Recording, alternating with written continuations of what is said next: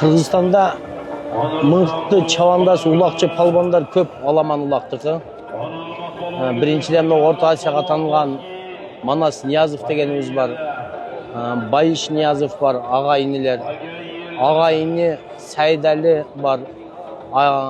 Anın ükesi var.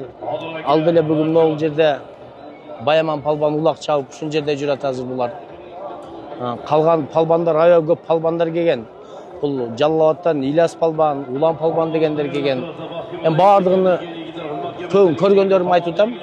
Көрбөгендер болса біз эле жүрдік эле бізді айтпады деп капа болбосун. Аябай көп палбандар келген, аттар келген.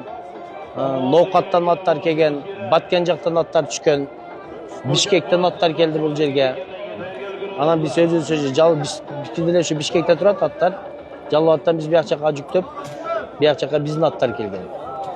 Кыргызстанда Attar, жақсы аттар көп, аябай эле көп жақсы аттар.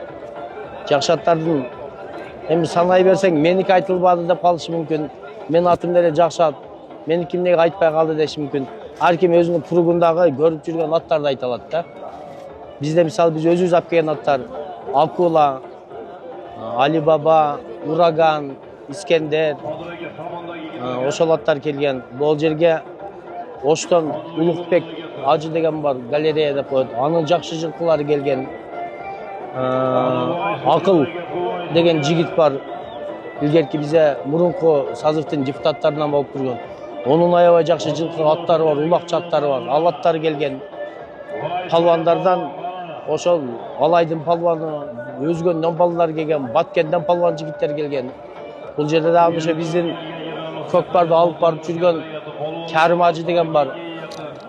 Ошол Кәрим Ажы келген, улактарды ушул тамашаны көрүп кетели деп. Аябай эле көп адам келген биз. Эми баягы улак менде бир өзбек бир киши айтат го. Бунун бир эмне үчүн чабасыңар, пайдасы эмне десе, улак бир насты кайпиде кайп нерсе дейт го. Ошого бул бизге бир оюн күлкү тамаша кылып келип, аттарды ойнотуп, курсанчылык кылып келчи.